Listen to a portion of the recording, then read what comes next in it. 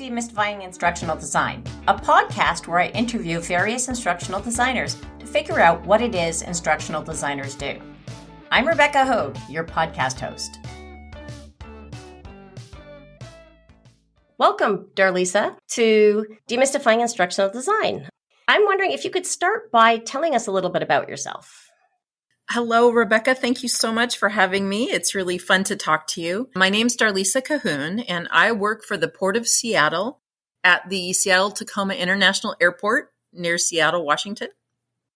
I've been in instructional design, kind of the field of training and development, for about 15 years. About 10 of those years has been at the airport. Can you tell us a little bit about how you got into instructional design? I guess I kind of fell into it as I think a lot of people do. You don't grow up thinking you're going to be an instructional designer when you grow up, but thank goodness we found it. I took a job in the training department at the airport, and it was an entry-level job because I had taken off 8 years when my kids were small. So I was just going back into the workforce, and I felt like I was starting all over again. And I had always enjoyed training and those kind of elements of jobs that I'd had in the past. So I thought, what the heck? Let me try this. So I was the proctor in a computer-based training lab for badge training in the aviation training department. They had just gotten a new learning management system for the port. And so for the first time, they had the capability of doing custom e-learning content, like self-paced e-learning, and housing that on a learning management system. It was a completely new thing. This was like in 2007. So it was a completely new thing for them. And no one else in the department wanted to go learn the tool. And I had had a past life in marketing and some graphics and stuff. And so I said, hey, I'll do it. So I went and learned the tool. And I'll never forget, really, it was Articulate, the studio. It was a very different version than what we have today, of course. But I remember going to class the first day and then going back to my hotel room and I couldn't leave it alone. I just thought, this is so cool. And I could just see all the possibilities. And also I've got a history of also being in theater, and I was a vocal performance major when I very first went to college. And so I have all these goofy little skills that I'd never really been able to use that much at work, that I thought, all of this stuff is going to come in so handy. So I just kind of fell in love at that time. But what is kind of funny too, though, is I learned a tool, and I didn't have any formal education in instructional design at the time. I went back to work and was put on several different projects with people who were learning specialists or instructional designers. And what did they do? I think you probably can guess. People brought me PowerPoints and said, put this in your magic box and turn it into e-learning, basically. So that was when I realized that I needed to really start learning about instructional design. And then as the world opened for me in that way, then I just wanted to learn more and ended up going back to school, and the rest is history. It's a very typical origin story of how you came into instructional design. A lot of people have very similar stories. When you say you're an instructional designer and somebody asks you, how do you describe what you do as an instructional designer?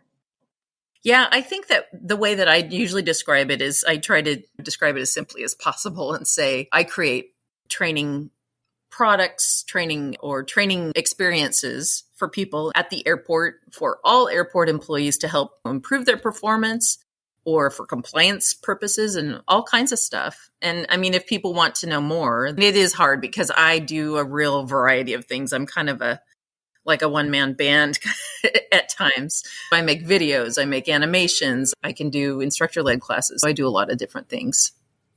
What kind of tools do you use in the work that you do today? Oh, I use, primarily. So for self-paced e-learning, I usually use a combination of Articulate, Camtasia. Vyond is one I've been using lately that's really fun. Probably mostly those and PowerPoint still. I'm so lucky that I have, for the first time, I've got a college intern who is a recent graduate from a media program, which has been so fantastic. She's wonderful. And so she is taking pictures and doing really professional quality video and photo work for me and using Photoshop and things like that. Those are the main programs I would use. So when you say Articulate, which Articulate? 360, but I've also created things in Rise. That's fun for a quick off. And also the combination of the two, too. How it always happens. You start with one thing and you end up using it, going and finding another tool and creating something in that and pulling it into your e-learning platform. So I've certainly created a lot of Rise that was really a hybrid of Articulate 360 pulled into Rise to make it more interactive. Mm-hmm. You mentioned that you've got this new student, which is awesome. What other professionals do you work with in your job? Well, in my department, and I'm guessing that there's probably other departments out there like this somewhere, but we are kind of an old school department. We've got a senior manager who does more of the strategy of deciding how we're going to use our time and what we're going to be involved in. And then we have a training manager who is really, he does a lot of manual kinds of things, like manuals and structured on the job training and programs like that for some groups. And then we have a LMS administrator, and then they are hiring a new learning specialist. So I'm hoping to get somebody else who will be doing more of a breadth of things. So I'm the only person in my department right now who really does any of the online. And so what's your title? You said learning specialist is something you're hiring. What title do you use? Learning technology consultant is what my title is. So I don't know that it's completely descriptive of everything that I do, but because I am the person who does learning technology and tries to get other people to do learning technology, then that's my title. It's kind of funny, but it is true. It's like 10,000 different titles that instructional designers hold. I mean, it's like, which one, what is it called there? And so what types of projects do you consider fun? Oh boy, working as an instructional designer at an airport is so awesome. I can't tell you. It really is cool because it's such a variety you can imagine. I mean, an airport is like a city. We've got a police department, a fire department, emergency preparedness department, 200 other businesses like restaurants and airlines, of course. And not only that, but we've got airplanes and jet bridges and all of this cool stuff. Huge pieces of machinery that clear the snow off the runway when we need to. So I have done a huge variety of different types of training classes. I learned to run a jet bridge. I had to do jet bridge training at some point. we have wildlife biologists who keep the birds off the runway and all the wildlife. So I've done wildlife training and obviously customer service and just everything in between. So I really enjoy the variety. Oh, I've even done pest management. Who would guess all of the things that go on to keep an airport running? So it's a lot of fun, and it's really fun when you're doing something where you can, get out on the runway or just be one with the airport. When you say get out on the runway, you mean literally get out on the runway. Exactly. I have been on runways many times. It's kind of fun. One of the bits of advice my students are often given is to figure out what their sort of niche is within instructional design. And I'm wondering, what would you consider your niche to be? I don't know. I mean, that's kind of hard because I think sometimes your niche can also be sort of put on you by others, depending on what needs to be done. I think that my best niche is that I'm a Swiss Army knife of training, that I can do anything. But in my department, I do a lot of virtual instruction and a lot of self-paced e-learning and synchronous virtual instruction, just because a lot of people are a little bit afraid of it. But like I said, I'm not sure how common that is. It might just be that we have kind of an old school training department. You'd be surprised at how common that is, actually. But I mean, I really feel like, my biggest niche is my goofball background, that I love to create things that are different and fun, and like think of a game to create to teach people something, or to just make something kind of wacky and put in music or crazy sounds in my e-learning. And I think that's something that is really personal that I bring, is just kind of letting my freak flag fly, and other people, and that's unique to me. It is in my job, and it works usually. And that's kind of fun, actually. It sort of brings out a level of engagement that you otherwise wouldn't get. Many of us have done the most boring ever compliance training. and have had that experience. And so wishing that there was a decent instructional designer behind the scenes creating decent compliance training. Yeah, I used to always say that my job was to create painless compliance training back when I used to do a lot of compliance training. But yeah, I would always try to cover what the regulator wants, the FAA, the EPA, whoever it is, but then also add that layer of really problem solving and performance improvement on top of that, as well as the fun and the games, hopefully. Yeah, cool. And so what are the biggest challenges you face in your job? Oh boy. I think that one of the biggest challenges probably we all face in a corporate setting, and maybe, I don't know, maybe it's true in all settings too. In our training department is, I think, 6 people out of, there's 25,000 people that work at our airport. So you can imagine that we're not doing all the training that's being done at the airport. Training, like air quotes, training. So I think one of the challenges is convincing people who they just enjoy doing what they call training, that there's something better that we can do other than just a presentation, basically. I think that so often if I am able to work with people and say, hey, what about we try this and, add in an activity here or do something different, or let's try this other thing. Wouldn't this be cool? And a lot of times they get really excited about it and they want to do something different. They want to do something better. But there are a lot of people that just really enjoy standing up in front of a room of people and doing the information dump. So I think that's a challenge. And I think that even it's sort of anybody can be a trainer, right? Because we've all been to K through 12 education at least. And that's what people think sometimes. So just sort of explaining that there's really more to it than that we go through all of this needs analysis and really designing things so we will really get a certain outcome out of what we're doing, that we're not just telling people something. Mm-hmm. Yeah. Somebody who I interviewed recently, one of their bits of advice, I think it was Karen, actually, now that you better. The way she explained it, she said, when she talks to a subject matter expert, she explains to them the time you spent to become an expert in your field. I spent that time to become an expert in training and learning, or teaching and learning. And that model, I'm like, that's brilliant. That sort of gives them a sense that, yeah, you've spent all that time becoming that expert. I have expertise too, and it's just in this area, which is kind of interesting. I thought that was a neat way to say it. That is interesting. Yeah. I mean, I think that it is so much of what we do is a lot of times just trying to educate other people about what our process is and what we do and why we do it maybe differently than they've seen in the past. I mean, I love to use Allen Interactions, the CCAF model, because I think it's just so simple and people can really understand. And that is context, challenge, activity, and feedback.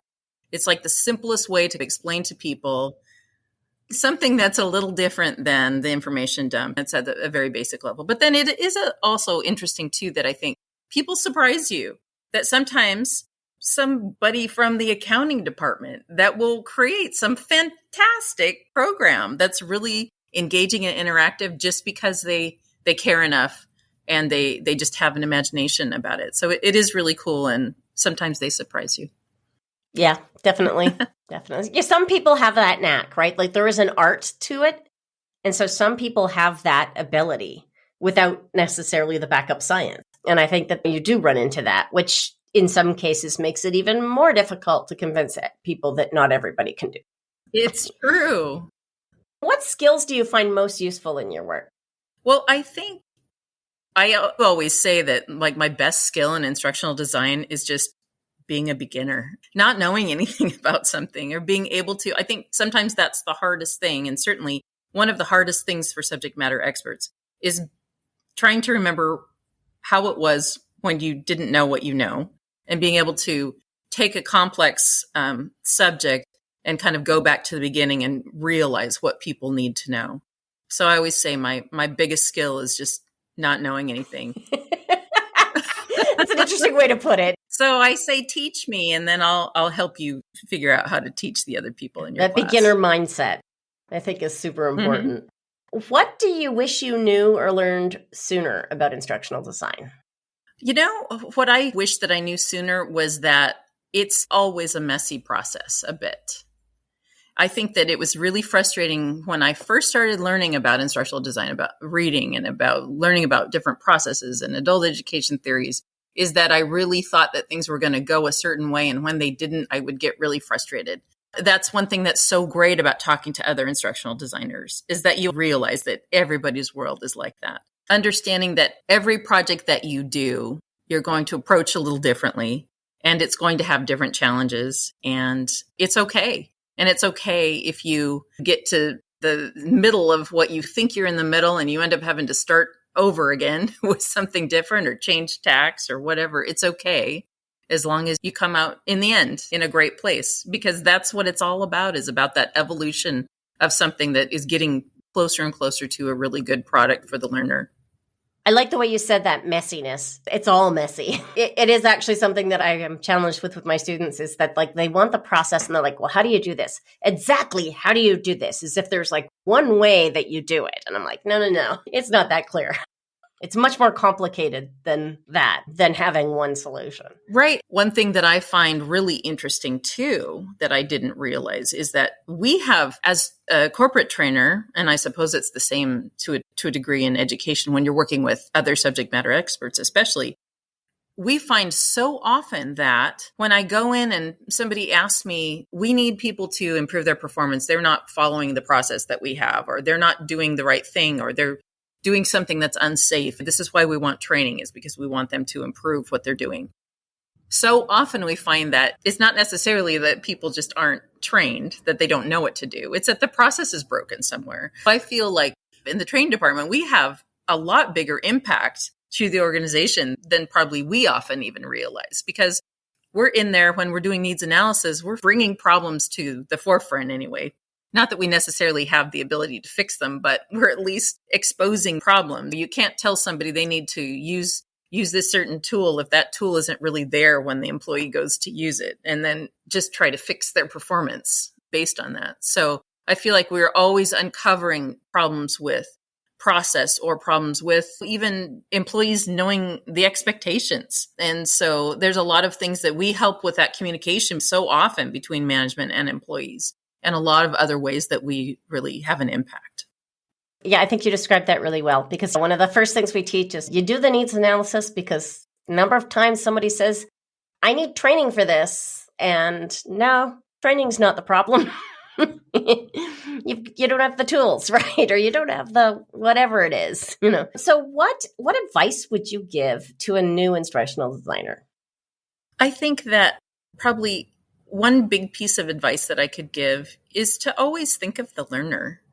And one thing that I always think about is, I think I work for the learner. I mean, I may work for my boss, I may work for the organization, but when it comes right down to it, in order to create really good products, I'm working for the learner, and I'm trying to make things as easy for them to understand and as easy for them to learn and to improve themselves as I possibly can.